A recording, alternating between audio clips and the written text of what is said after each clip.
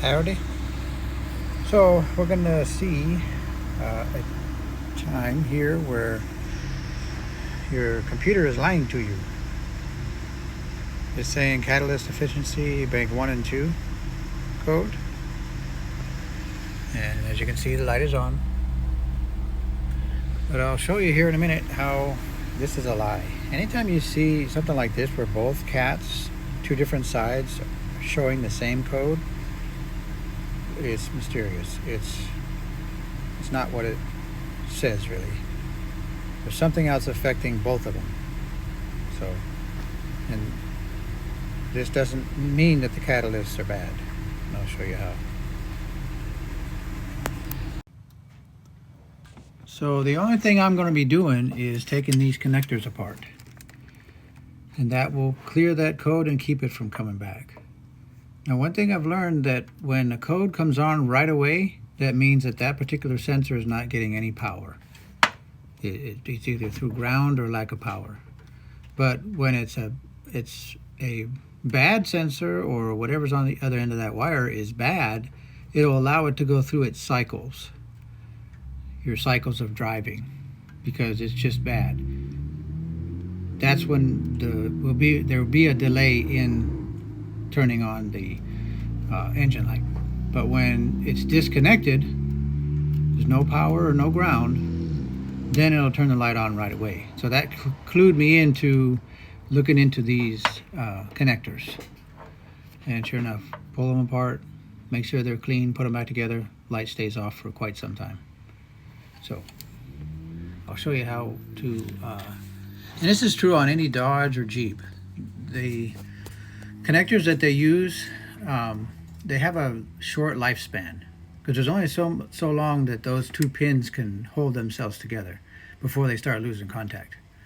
So Dodge has the shortest time span for that I've seen.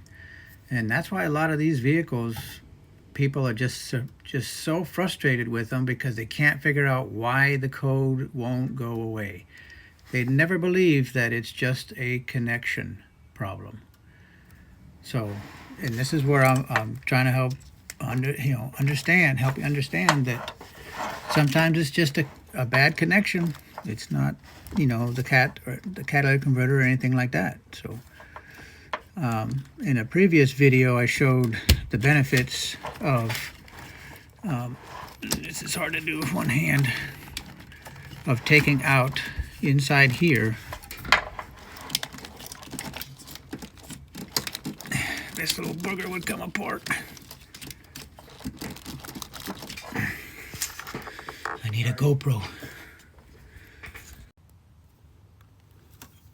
So inside each one of these connectors here is what I would describe as a tongue.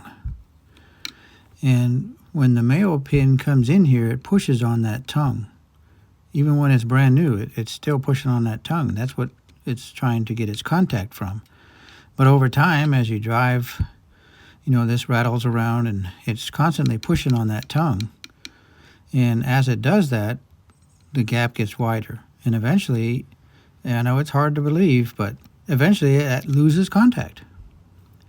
You wouldn't believe it, because it's like, well, it doesn't look like there's anything wrong with it, but there is. So what you've got to do is make the gap between the outer part of the pin and the middle part of it, make that gap smaller, so that when that pin goes in there, it's making good contact inside that hole. If you go down inside the hole with the tool, you're making matters worse, because you're making that hole bigger, which it already is way too big. You're wanting to make it smaller. That's why you stay on the outside of it. And all I'm doing is prying against the top here. Don't want to put too much pressure, we'll break it.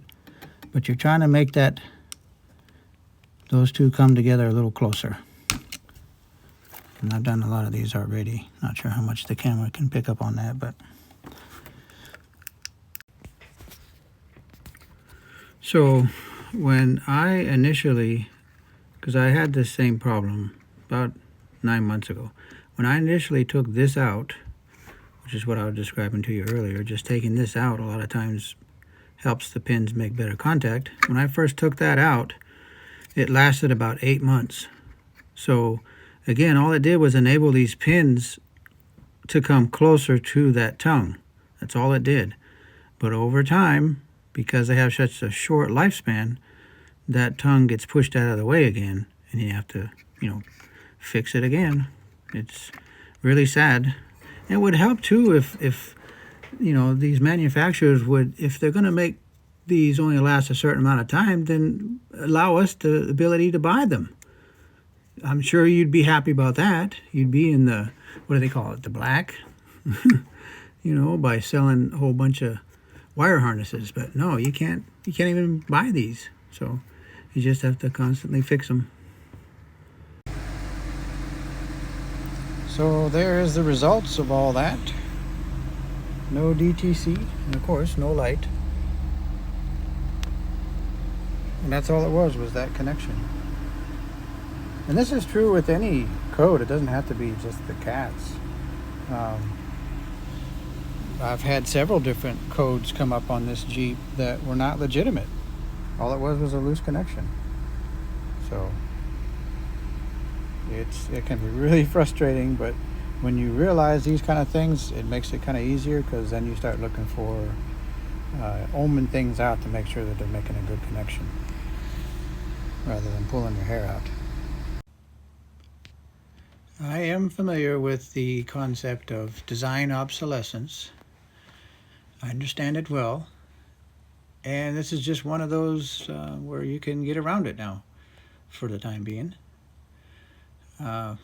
But also, I mean, that's the life of a mechanic, getting around the designs in these vehicles that are placed so that you go and buy a new one rather than fixing it. So that's just the way the economy works, right? But anyway, I hope this video helped. I enjoy your comments. Please like and subscribe. Appreciate it. Hasta luego. Happy trails. See ya.